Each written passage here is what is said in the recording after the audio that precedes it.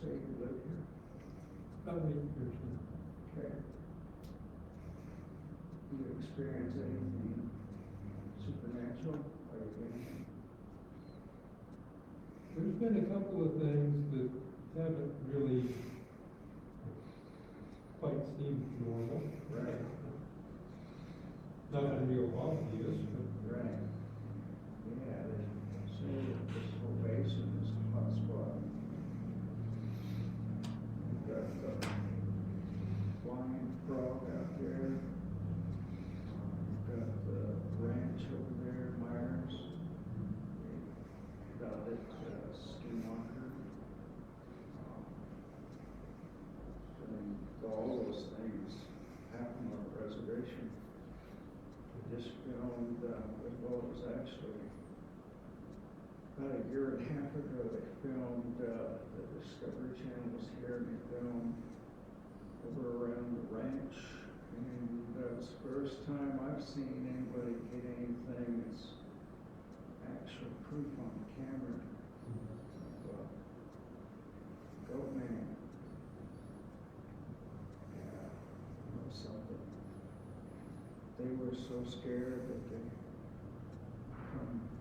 they interviewed me up here at the dry fork by the petroglyphs. And I was telling them about some of the stuff that we have here. And said, just be careful because it can hurt you. And so they were driving around on one of the evenings at 2:30 in the morning.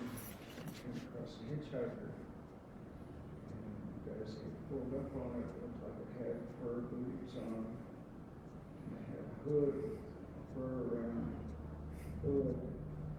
And as they pulled up right next to it, turns around and looks at him like, whoa, gives him this look. And they looked at it and said, oh crap, did you see that? And went past that, kept going. They said, they don't believe what we're seeing, so they looked around and came back again, and it was gone. And so they said it was right here, so they stopped the pipe, stopped it, and because it was in February when they were here. And so there was snow on the ground, but what they seen were hoof prints where it was walking. It's the first time I've ever seen anybody capture anything like that. I think I would just kept going. Oh, sure. Don't think I would have done that. Oh, sure. Yeah. But you'll see some things like that. But spirits are still, like when there's accidents, a lot of times those spirits stay there. Just look that accident over and over again until they're released. So a lot of times we'll go up to where our relatives had an accident and go pray, let that spirit, release that spirit so they can go home. How are you doing today? Friday the 13th? Okay. Yeah. Patty can't come, and Marcia and Michael are caught in Grand Island getting their car. They had a 10:30 this morning appointment, and they thought they would be back, and she called me about an hour ago and said, we're walking around waiting for them to get done, so. Well, at least they're Grand Junction, yeah. Yeah. Go figure. Yeah, yeah. There's that. I guess we'll get going. We'll give it 5 more minutes here. There's more coming. Oh, yeah. I'm in no hurry. You sure? I'm in no hurry, take your time.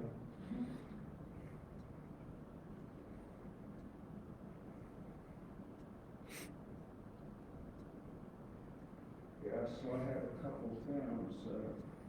These first two are what I filmed, and after the Skinwalker series began, they had me on that first series, and I kept telling him, you know, there's a heck of a lot of other things that go on here besides just their range. And so I set out to film my own little series about some of the things. And so these two are the first two that I shot. And they're pretty short, they're probably about 15 minutes or less. And then I've got one that is a show that comes on every Sunday, I think it is. And that one also talks about the ranch, but it also talks mainly about UFOs. We had a science teacher in junior high, and when all the UFOs started coming out here in the basin, he started to go around and chase them and get stories from everybody that had seen them. And so he put together a book, and so he's gone now, past about a year and a half ago. And but it's his family who talks about some of his things that he has.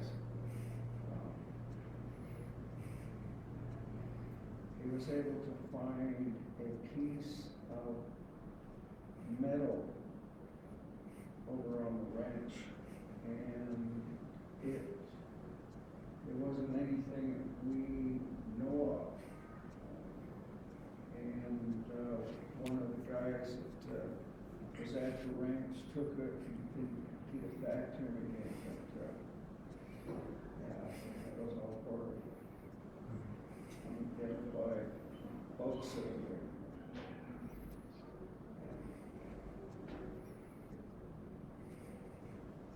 Well, let's begin. My name's Larry Cesspooch. I'm a huge storyteller. This past weekend, I was over in Manitou, Colorado, for Indigenous weekend, and was able to do some storytelling. And, they did a tree planting ceremony, a peace tree it was called. So we had all the native people that were in the area come and be a part of that, as well as the community. And then I presented to one of the schools, and so it was a fun weekend. Go over and spend time with them. Hi.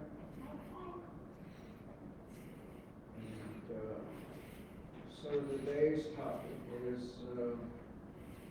we call it Arubich, and it means scary things. And so a lot of times we have stories, things that come around to visit us. Most of the time it's usually at night, but some other things happen during the day or the morning. So this first one is talking about spirits, the difference between spirits and ghosts. I'm not sure what's up here.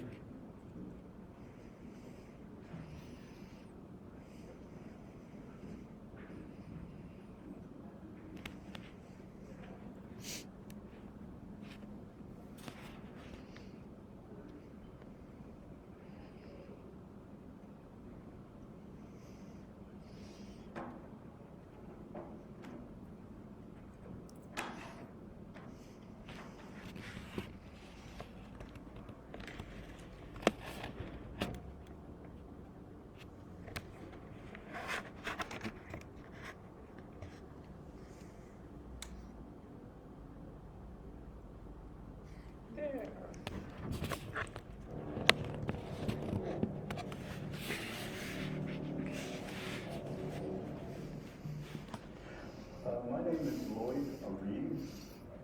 My grandparents is Dick and Katie McEwen. My mom is Kathleen McEwen Hatch, and my Can you hear that? dad is A little bit Stanley louder, Senior, if you can make and my it. stepdad is Leroy Hatch Senior. And I was raised up down in the Toyok area, but I'm from here. As a young guy, I was raised up in Rangelette with my grandpa, Dick McEwen. My grandpa did a lot of spiritual things in his time and seen a lot of things that happens, you know, with spirits or spirits that you never can't see, but you can feel, I guess you can say. And I think that's the same way with different spirits that comes into the sweat lodge.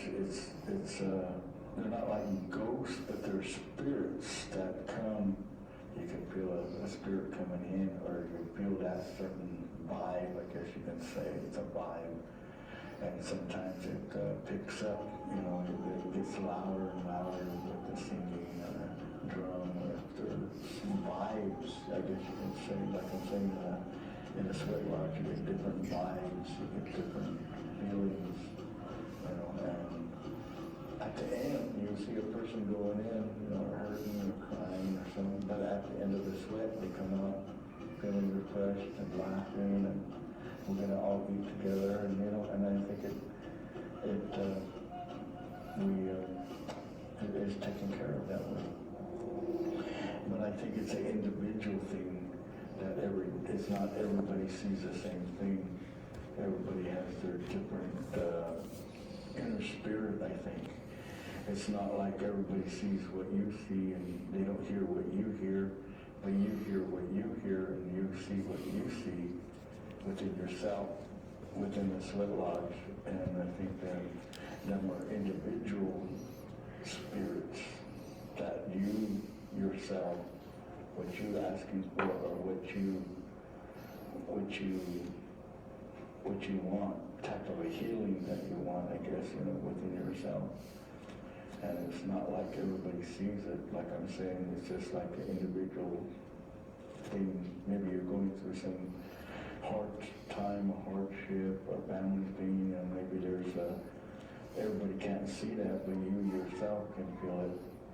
And then everybody can hear you within that sweat lodge, can hear you moaning, or you're crying, or you're something like that, or you're talking, or you're praying. And then as you're talking or praying or you're crying, and there's the songs going on at the same time, maybe another individual on the other side is having their own spiritual thing, but that whoever's crying or whoever's talking or praying, they see it in a whole different version on their side. Or it might be the glowing of the rocks or something, or sparks of the rocks, or the cedar they put on, or there might be a amber that's floating in the air, and you see that, but everybody don't see that. So it's a spirit somewhere that was meant for you to see, not everybody else. So it's more like an individual thing. That's how I see it. In a native way, in a spiritual, ceremonial way, they're not ghosts. But outside of the ceremonial way, they're ghosts or rippage. But if it's all, everybody sees it together, that's a whole different rippage or ghost. It's paranormal, and you know, you get into all that stuff. Throughout Indian native country, you know, talk about spirits and ghosts attacking them, or moving furnitures, or doing a lot of these things in their homes, because I think a lot of our native people are protected from that, because we always have cedar, we always got feathers there, we got ceremonial items in some part of the house, you know, and things like that. Just like here, I have cedar here, you know, I got a cedar here that's bareback cedar, and I keep it here, just, you know, just don't burn it all the time, just every now and then somebody will walk in and want to burn cedar. Just today, Ben Watts came in and he wants to burn cedar, and so he's right there. So, you know, different things like that. A lot of that, what I seen knowing my grandpa and knowing another grandpa of mine that I helped out named Jacob Lopez, seeing him do a lot of ceremonies, himself too, down in Colorado and stuff. Well, my grandpa used to say, like, like something's happening beyond the ghosts and spirits and stuff within the Indian family. Sometimes the Indian family might be going through a lot of domestic problems, alcoholism, and these ghosts will come around, or these things will come around, because something's happening within the family or something's going on, and these things are trying to say something, or these spirits are trying to say something, or something, so they're doing there's something's happening with, so they need blessings or they need help. But coming down to it, they really actually find out that, guy's drinking too much, being on his wife, and, he's got his own emotional ghosts that are attacking him or doing something, or doing something's not happening within the family good, and, arguments and stuff, them are the ghosts. If you hear ghosts in your house, maybe it's trying to say something's happening within your home. It's not the ghost, it's that ghost, whatever we think it is. And I think that's what's trying to come out. I think, but in sweat lodges, it's just different vibes and different spirits, and that's what I think a lot of Native people are not too afraid of ghosts, I think they're more seen as spirits, same as UFOs and lights in the skies, and now we're more in the technology themes, and we got Star Wars and all this, and I think that the supernatural or alien type of things are, we've got white people that's got skinwalker pets now, and they're coming around their places, different things, greed, jealousy or something, and these spirits will come around because you're allowing it to, you're making it come to you because you've got something underneath hidden here. Just saying the different spirits, and they will come. It's not your grandpa and grandma. I would say maybe, I don't know, the different things, but if you really love your family and your relatives and you're close to them, they're not going to come and bother you. But if you're not doing something correct, it's not them, but it's your own spirit. What you're generating will come to you. But that's my version of ghost and spirits, and I think that's what I think, it's what it is. But most of all, if you're thinking good and you want to go forward with love, the good spirits will come around and hang around with you more than the bad spirits. But you can be able to balance a lot of stuff in your life, so I think a lot of good spirits just hangs around you, and you contact a lot of people, or you have a pretty cool life, or a good life, and you don't have a lot of problems in your life. And I think that would be my suggestion to a lot of people: live a good life, and all the good spirits will come to you and always be around you, and be cool. I appreciate that. I can explain my version of spirits and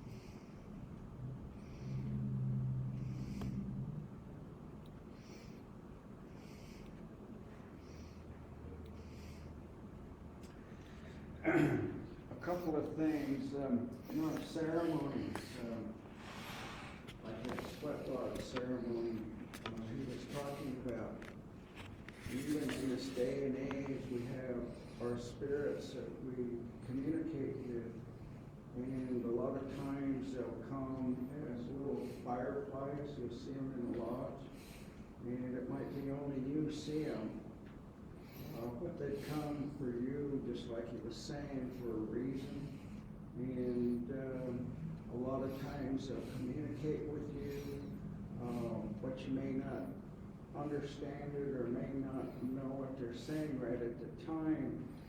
But sometimes you go to sleep, and that's when whatever they had, messages they had for you, will come. And there's other times where you'll hear eagles come in. And for me, I'm one of the spiritual leaders. I feel them. Some other people see them, but I feel things when they come in. And as he was saying, those are good spirits. Other things that are outside of that are usually what we call aduvits or ghosts. And I've come here in Burnham many times. People have contacted me and asked me to come because something was bothering them.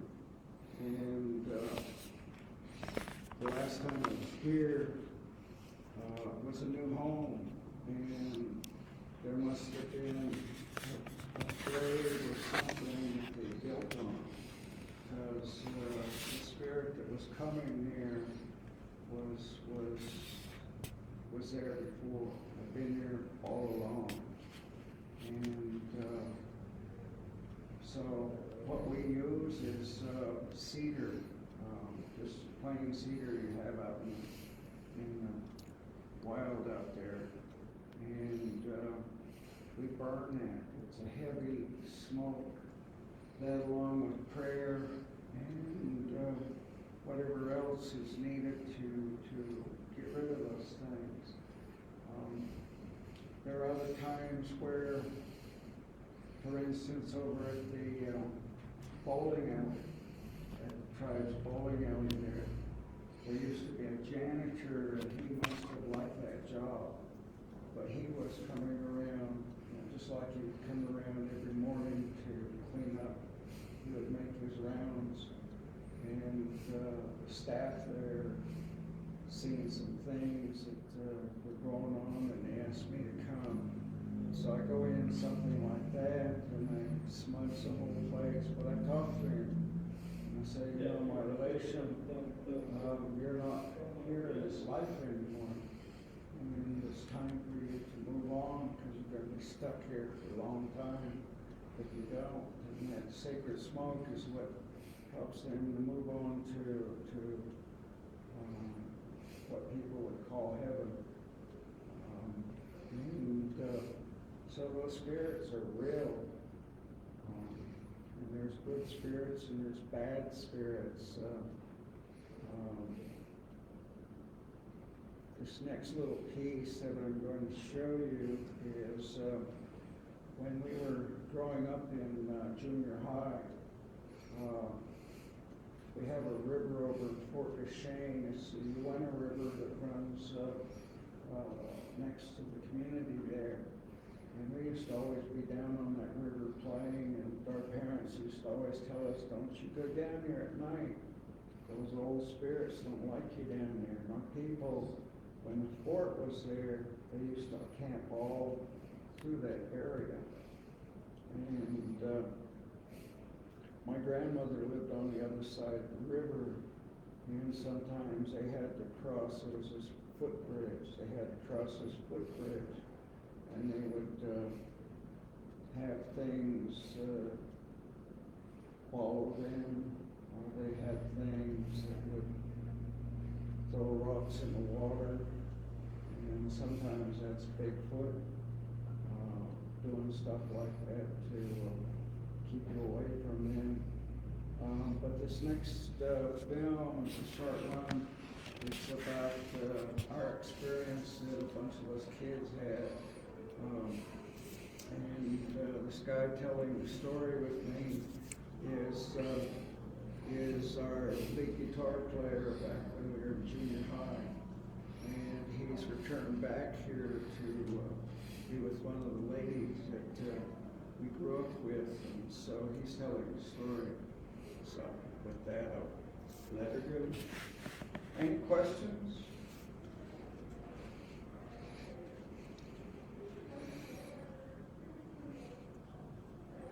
What's that? Group or? Let me get some sound there.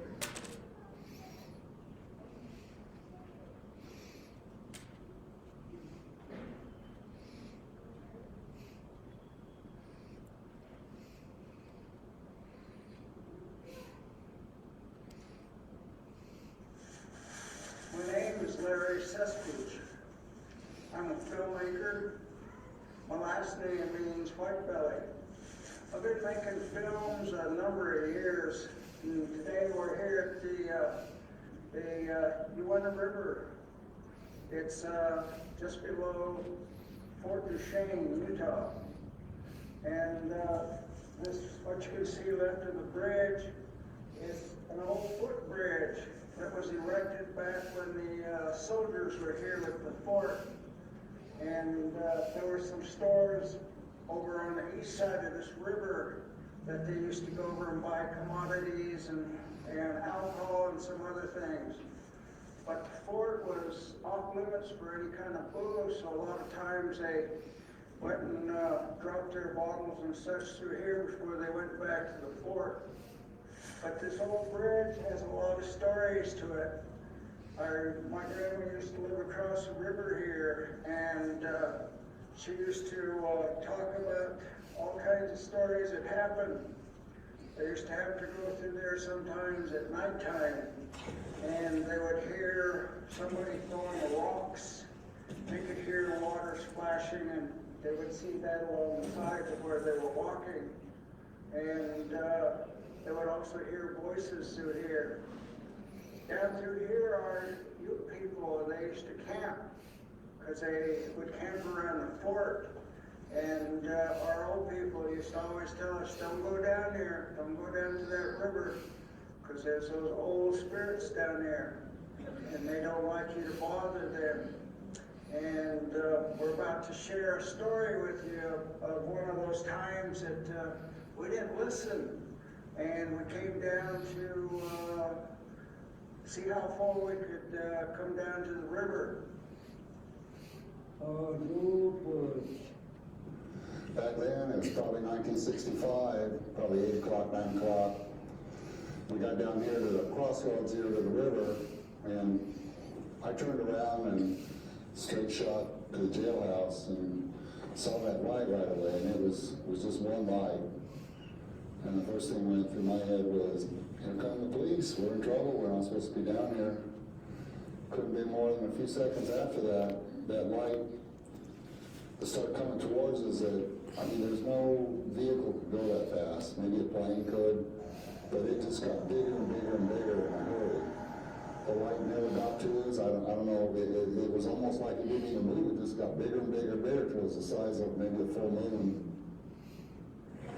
Many years ago, when we were in junior high, a few of us came down to the river at nighttime. And as we were coming down off this hill, something caught our attention, something back by the jail. And there was a spotlight. And this spotlight seemed to be growing bigger, but it looked like it was coming towards us. Then we started to get scared. What's this? And we all jumped to the sides of the road. And this thing went by us and disappeared. And we waited a minute to see what was going to happen.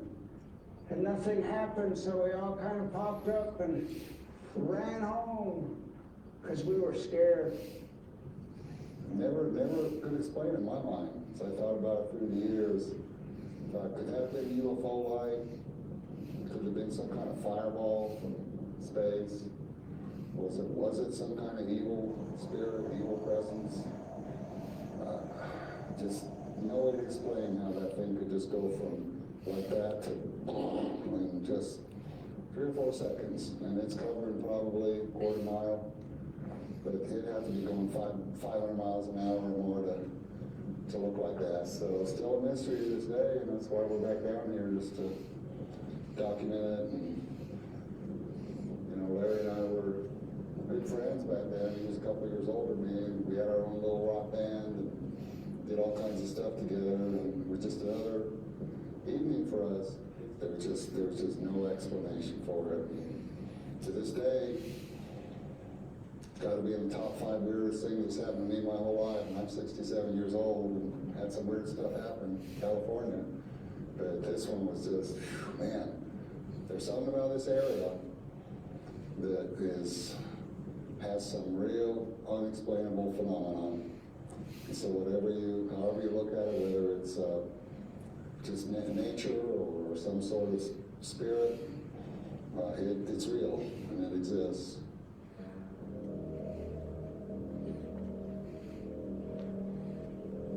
What's that? Oh, lupus.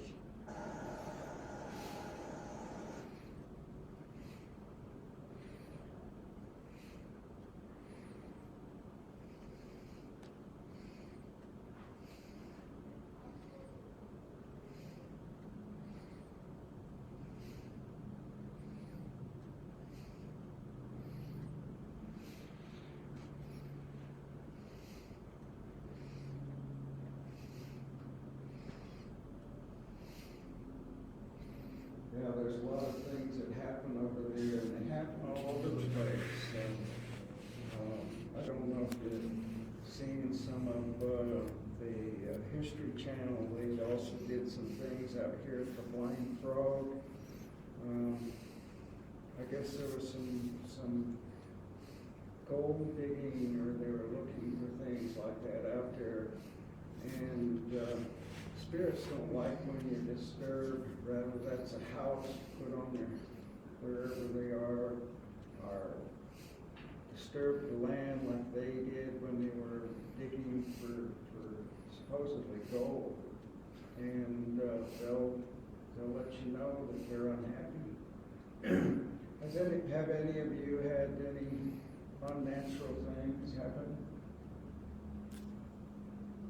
Yeah, I went up Dry Fork one time and saw this dog in the middle of the road just kind of there, and I slowed down and looked at its eyes, and its eyes looked more human than animal, and drove all the way up to the cemetery, and I saw this bright flash of light, and that dog was running at my car from the cemetery about 15 miles away. So Wow.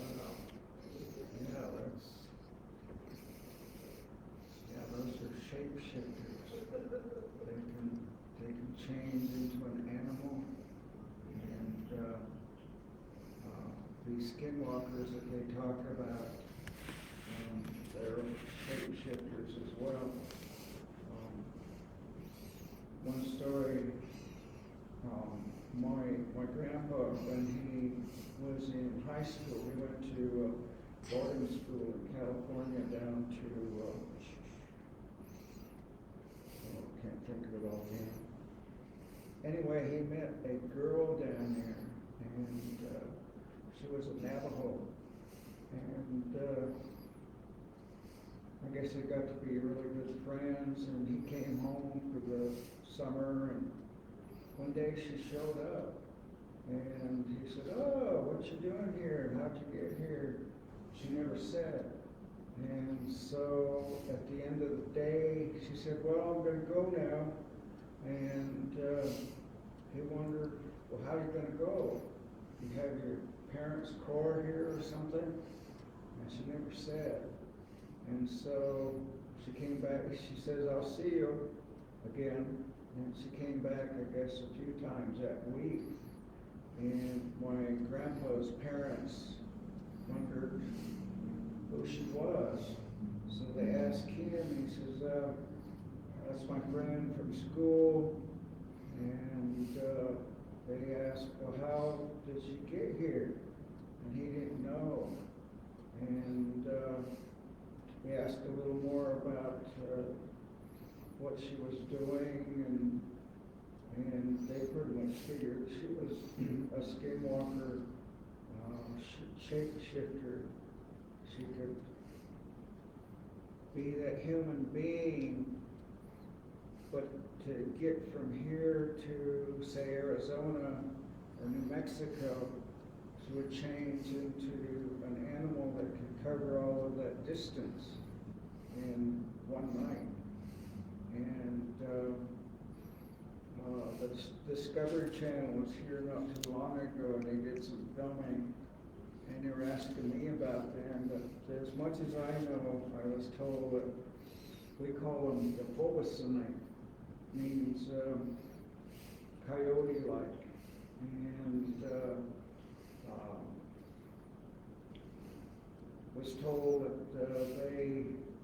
they go around graveyards and gather things for the graves, and with that and whatever potions that they mix, that's what helps them to change. And so it's like a cult. It's ongoing. We still have things go down over at the on the reservation still, and so they're still out there. They've been there for generations, and you can't do anything. You can't. There was one relation that lived close to the Skinwalker Ranch, and that's just below Port of Shane, probably a couple of miles. And there's a little housing unit. It was one of the tribe's first housing projects. And when they were kids, they would go up on the hillside there and they would hunt rabbits during the wintertime. So he was up there hunting rabbits and he seen something, and sort of like what you're talking about. And so he shot at it, and it took off and disappeared. But to this day, they still come around to his house and knock on the side of his house to remind him, hey, you shot at us, and we're never going to let you go.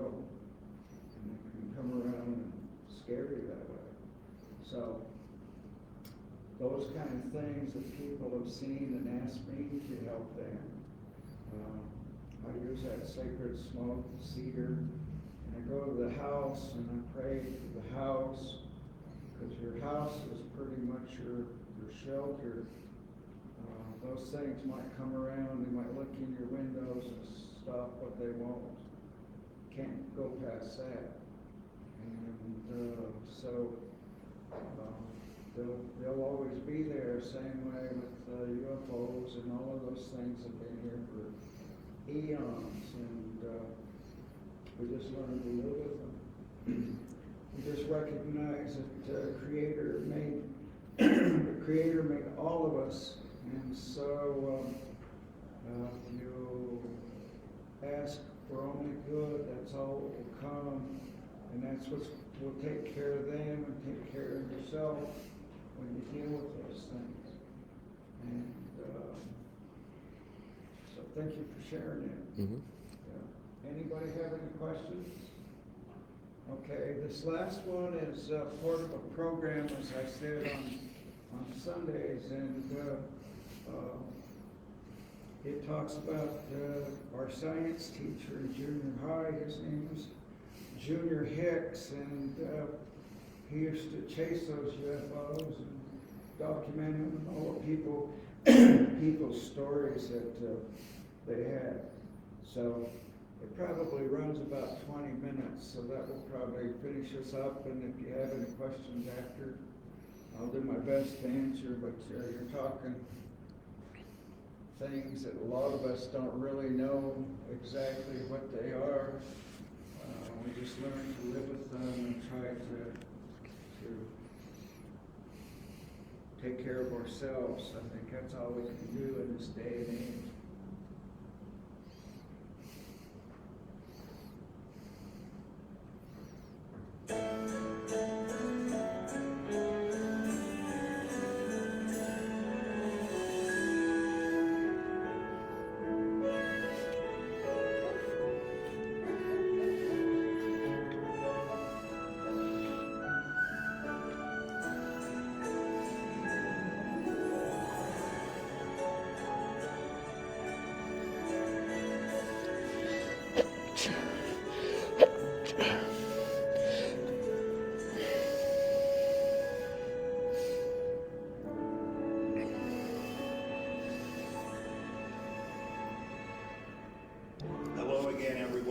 Welcome to another edition of Discovery Road. I'm James Nelson. You know, over the years, we've gone down an awful lot of very interesting roads as we put this program together. But oh my goodness, nothing quite like this one. We're heading out on a road to the galaxy in search of unidentified flying objects, UFOs. Not kidding. And then we're going to see if we can take a big bite out of that Bigfoot phenomenon. Saddle up, everybody. This one's for real.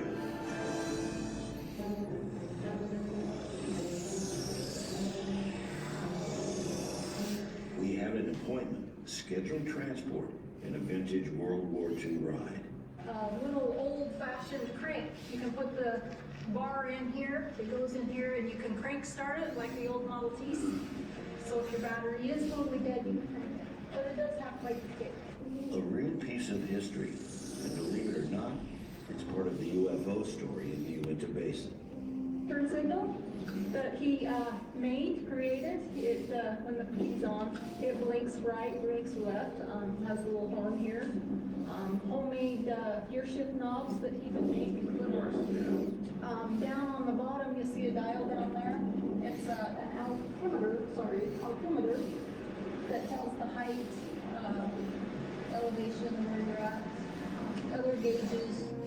At one time, it was the pride and joy of Junior Hicks, most trusted man in town. This is my dad's Jeep. It's a 1947 Willys CJ2, and he bought it, and this is where he met my mom. The family rolled it out of the garage, washed it up, then called in a little help to get us started.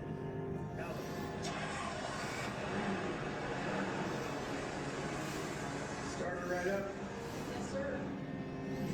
A powerful, growling argument between steel and oil, punctuated with rattling metal, a winch wrestling with a chain, and bouncy bench seats, jumbo tires that tore into the road like a hungry dog, headlights the size of pie tins, and a steering wheel as big as a small-town sewer cover.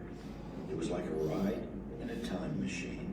I think first thing I ever knew about him was he was checking out UFOs. And we'd been seeing some out around where we lived there in Cole. So,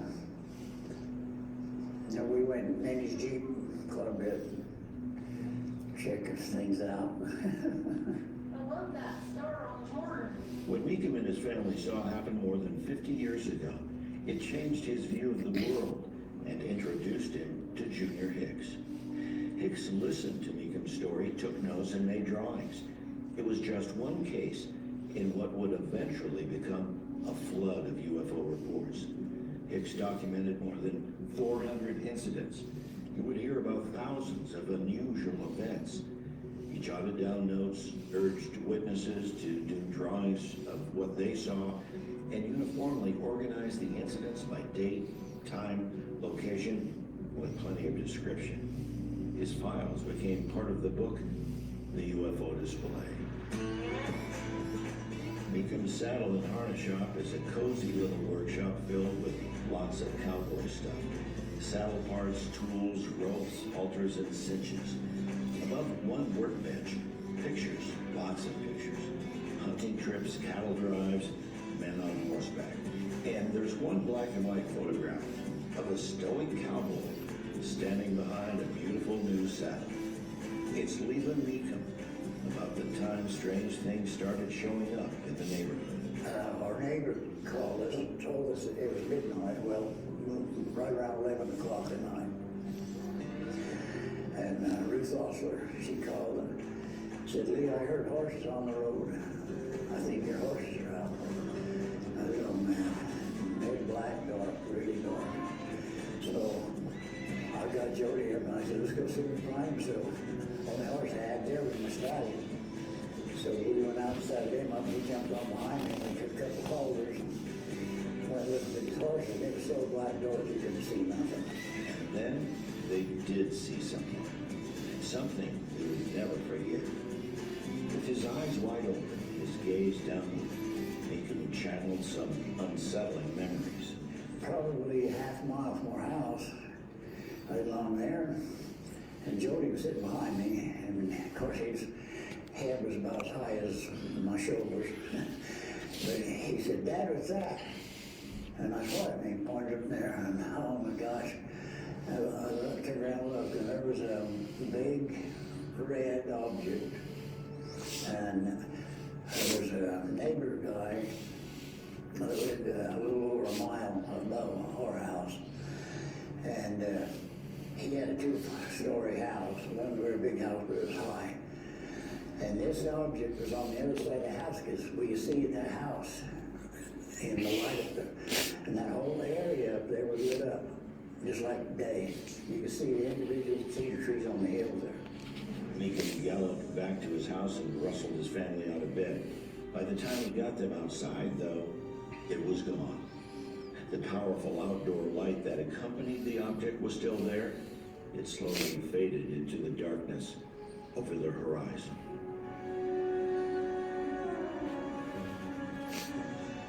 Meekum continues carving leather parts into beautiful saddles, and he enjoys life in the slow lane. What he saw more than 50 years ago altered his view of life on planet Earth. It's a mystery. But I'm come to the conclusion that we're being washed. I think that's something from somewhere else that's keeping track of us or something. And they don't want to hurt us, or they could have done it a long time ago. They're so much further advanced than us. If they can leave over here and be 20 miles that way just that quick, we don't have anything to compare. Meekum's story started with a ride in the red Jeep and quietly made its way into the Hicks UFO files. At that time, outside of the community, if you talked about UFOs, they think you're some kind of kook or some kind of weirdo, you're crazy. But they knew my dad took it seriously. He knew my dad believed in what they said, and he would write down every word. So they felt very comfortable coming to my dad. Hicks listened to anyone who had a story to tell. And I remember sometimes going with him, and he would go and do the interviews with people, and they would talk to him about what they saw. They had a little form that would fill out. They would draw out what they saw, and my dad would keep files on all these things. And I remember, it seems like in the late 60s, early 70s, there seemed to be a big flurry, a lot of sightings. It's supposed to make the sound, but In the family home, leftovers from both the classroom and those Jeep patrol days, flying saucer models and displays, a glowing glass bowl, rotating spaceships, and a contraption inviting anyone to place their hands on copper cutouts in order to get a dial measurement of body fluids. We got to go to his classroom many times and go explore and see the different things he'd have set up. You'd have a weather station, you'd have animals, you'd have little critters hanging from the wall, hornets' nests, a little guy that would ride a little wire across the room when the bell rang. He had a spy camera so you could see who's coming down the hallway. And he'd have all these creative things for kids to actually have hands-on learning, and that was important to my dad. So all of these are situated 1, 2, 3, 4 different groups of lines that the Spanish had in the UNN Mountains. And this points to each one of them. The zany science teacher also loved fossils, Native American history, old Spanish mines, and prospecting. He was a veteran of World War II and an electrician. On occasion, he would fix an electrical problem for a family and then drive away without charging for the service. He knew struggling families didn't always have money to pay the bill. And in the classroom, he knew how to hand out hope and ambition. a lot of the kids there had a tendency to be a little bit rough and unruly and not have any desire to learn. They felt stuck into a pigeonhole that they were in, and there was no point in going out and learning. And growing up, when I look back and come across some of these kids, I hear the people that he taught come forward and say, Mr. Hicks taught me to this and this, science, or he taught me to work, and the reason that I'm here, or that I have a job, or that I'm successful is due to Mr. Hicks. Hicks' good reputation was known throughout the area, making it comfortable for people in the community to find some solace in a Jeep ride when they had something disturbing to talk about. Everyone has their own world to paint. The brushstrokes, pigments from the palette, even the scenes portrayed, all part of a personal signature. But nearly everyone has a mentor, spiritual advisor, teacher, or unwitting guide along the way. Well, I definitely think I have my creative side comes from my dad's side. He was always creating things, inventing things, figuring out ways to make something work that you didn't think couldn't work. He helped me design and create a light table to do graphic design on. And I needed a light source, and so since he's an electrician, we figured out how to put a lamp underneath here and cut the glass and to make it light up. I needed to have the tracing ability. Whenever he'd come visit me, I'd always ask him. I had these little projects to do, and I had this art easel that would have a crank. I said, Dad, I'm tired of doing the crank, and I need to get a table up close to it, so I have to crank it. And so he created he electrified my easel. All right, so I can move it up and down. Those are kind of cool stories. You think, ooh, maybe there's something to this, and tell me more. But anyway, that just did not grab me. Was just maybe believing in UFOs is kind of a more broader mind of things, and so maybe that's why he was more open to discovering things and learning about things and teaching his kids to be inquisitive, because he was inquisitive and accepted things that maybe weren't always scientifically explained. It didn't take much imagination to visualize the red Jeep and the adventuresome life of Junior Hicks.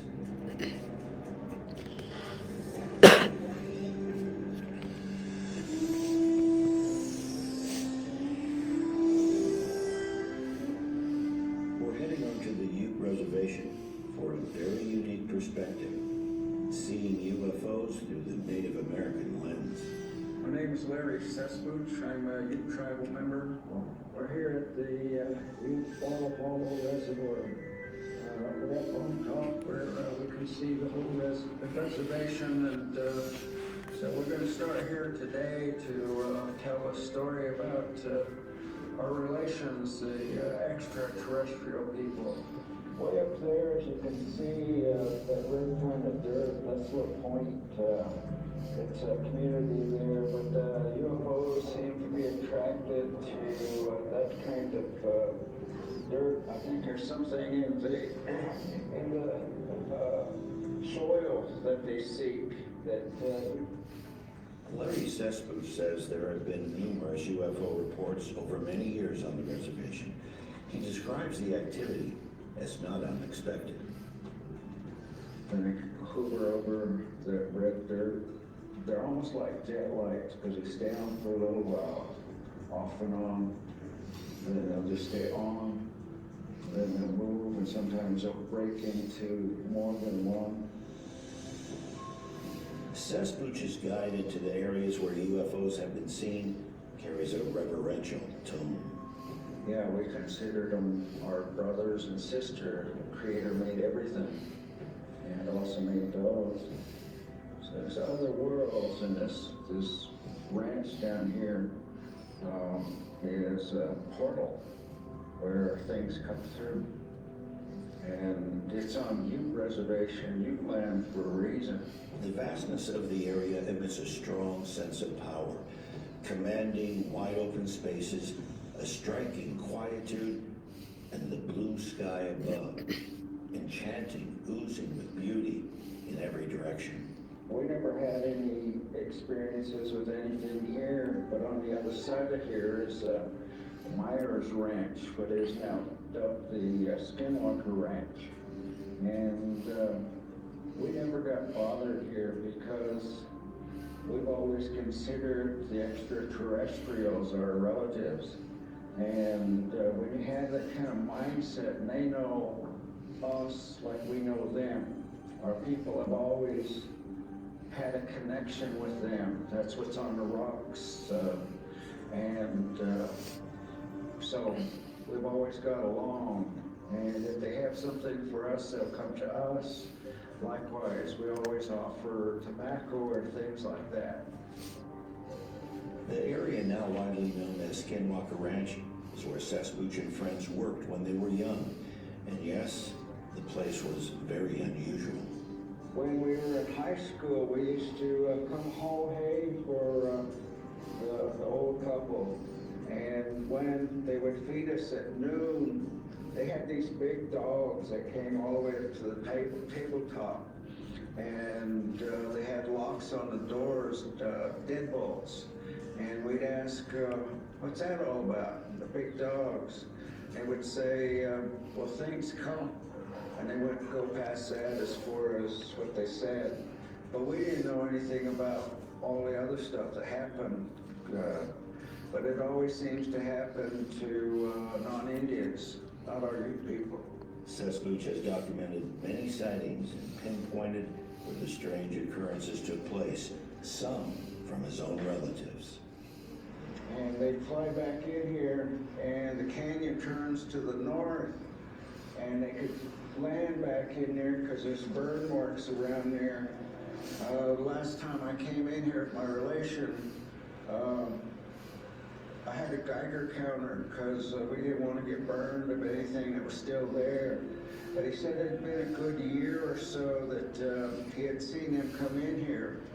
But he was so excited about it, but he didn't want to tell anybody because the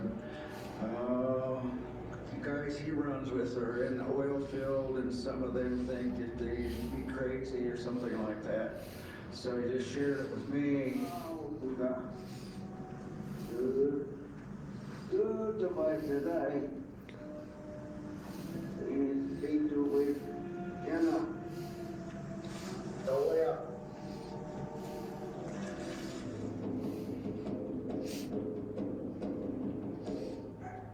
And we have other beats that aren't any particular beat. They're based on emotion.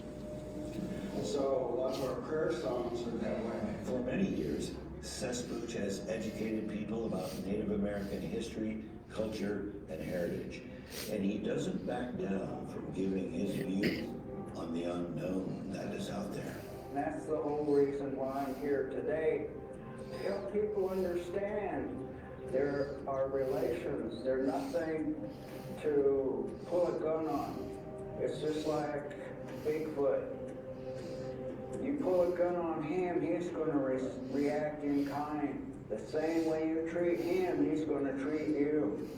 But if you approach him with that same relationship, things will be good. Cesspooch showed us his medicine wheel made of red willow, feathers that represent animal people, and the symbolic parts of the nations in the world.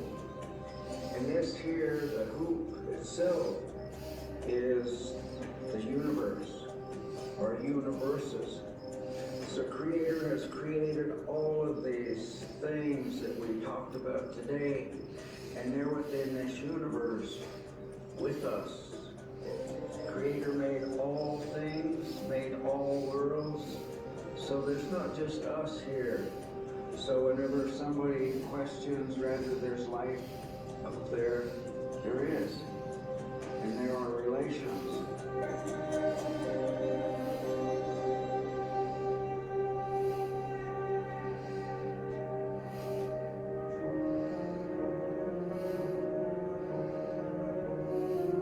Lurking in the mysterious shadows, the deep woods, and perhaps behind every doggone tree is a really big unknown, known as Bigfoot, also known as Sasquatch and Yowie. This is a very large animal at the top of its food chain, and certainly warrants the deference we would give any large animal. At Idaho State University, we learned about the Bigfoot story from a real expert. We're calling him Mr. Bigfoot. These are the casts that I personally report in 1996 in southeastern Washington. A visit to his laboratory is a bit like going to a Bigfoot movie. He's got hundreds of footprint casts of the creatures. He's constantly called on to unravel the real sightings from fake ones. He's a foremost authority on the mystery of Sasquatch. Well, here's an interesting example of the documentation of a trackway of a young, an infant Sasquatch. This one is probably just barely walking, ambulatory. There certainly is evidence that these creatures are part of the natural landscape and have always been, at least as long as there have been humans on this continent. Oh yes, there are many hot spots for Bigfoot sightings. In Utah, there are genuine ongoing sightings reports and incidents about the big fella, and good science to back those claims. And Utah is no exception. The Uintas, the backside of the Wasatch Front, down to the rim of the Colorado Plateau, Boulder Mountain region, these are all areas with a remarkable history and the appropriate habitat. In fact, one of the many writing projects I'm engrossed in at the moment is Bigfoot in the American Southwest, focusing on the Four Corners area and taking in much of southern Utah. Right there, you heard it. It's kind of a growling sound, which they reportedly witnessed repeatedly during the night.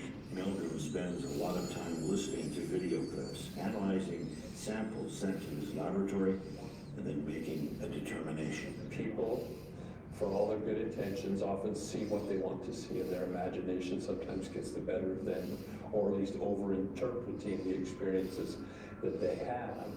And bringing it back down to earth is a constant challenge and objective of what I do in collecting data. Plaster casts and replication of these casts is an important tool in sharing data and demonstrating the anatomy of these footprints. The footprints are very important. They attest to the physical presence, the action of a real biological entity, rather than simply a story or an image in folklore. And as such, they are important evidence for the existence of Sasquatch, and they tell us actually quite a lot. It's kind of like a shoe store without the shoes. Stacks of drawers indexing the finds, and shelves, lots of shelves, filled with example after example of Sasquatch. Some have notes on the incident with telling, cryptic words. Taking a washout point where one had crossed. On the north edge of Devil's Creek Swamp, this one animal hasn't been named yet, but I'm sure in the long run we will see his prints again. We believe it's a male of 8 feet tall, 800 plus pounds. So, for example, if you or I were to run down the beach, we would leave a very abbreviated footprint like this because of our stiff longitudinal arch. We're poised up over the ball of the foot, carrying the weight. Sasquatch, in the absence of that longitudinal arch and a very flexible instep, the foot flexes at that transverse tarsal joint. So a running footprint looks like this. The entire forefoot, not just the ball of the foot, the entire forefoot moves its imprint. Meldrum's collection is already big, and it's growing, one big foot at a time. Now I have in the lab here over 300 examples of footprint casts from not only Sasquatch here in North America, but other possible relic hominoids persisting, surviving branches of our very bushy, complicated family tree in other corners of the globe. In this case, the heel comes up first. Weight is transmitted. You can see the deepest portion of the imprint here, right immediately in front of that joint through the forefoot. The toes are not distinctively propulsive, but more grasping. But the weight then concentrated on the forefoot may cause displacement of some of the substrate back towards the heel, creating this sort of speed bump effect. Of course, the question always comes up, doesn't it? Will we ever know? Will this Bigfoot mystery ever be solved? So I have confidence that this question will be resolved at some point. It just is, it's a matter of time and resources and personnel that are willing to devote their careers to this scientific question. You know, seeing strange things is really nothing new. There are millions of stories and sightings all around the world, all the time. The answers, though, remain elusive, don't they? Puzzling and bewildering. They're still out there somewhere, mystifying, unyielding, and always, it seems, just out of reach. I'm James Nelson. We'll see you next time, out here on Discovery Road.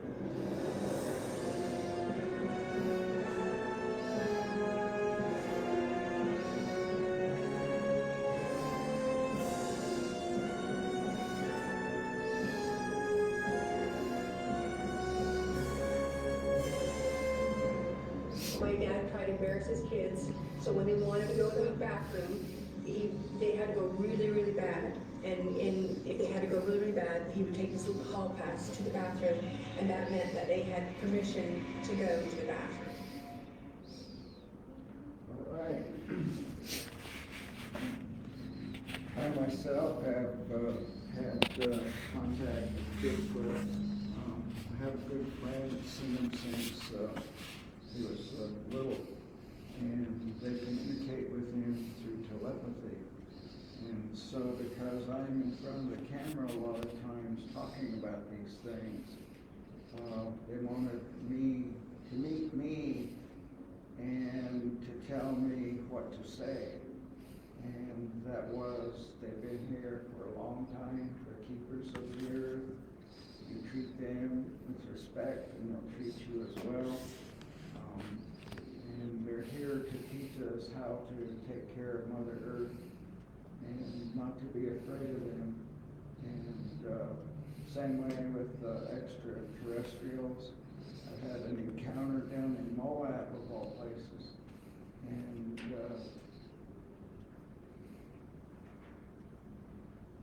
ever since that time, I carry a pipe, a sacred pipe for our people.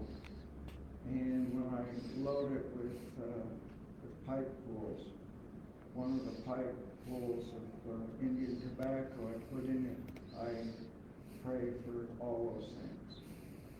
Because they're all part of this universe and part of our world. And so I acknowledge them and don't be afraid of them. You might have some dreams, you might see things, but always just ask for goodness and good things to take care of you, and you'll always be taken care of. And that's how that works. Creator loves all of us as well as them, and so don't be afraid. They'll take care of you. So that's pretty much it today. Have a happy Halloween and have fun out there. Oh yeah, thank you.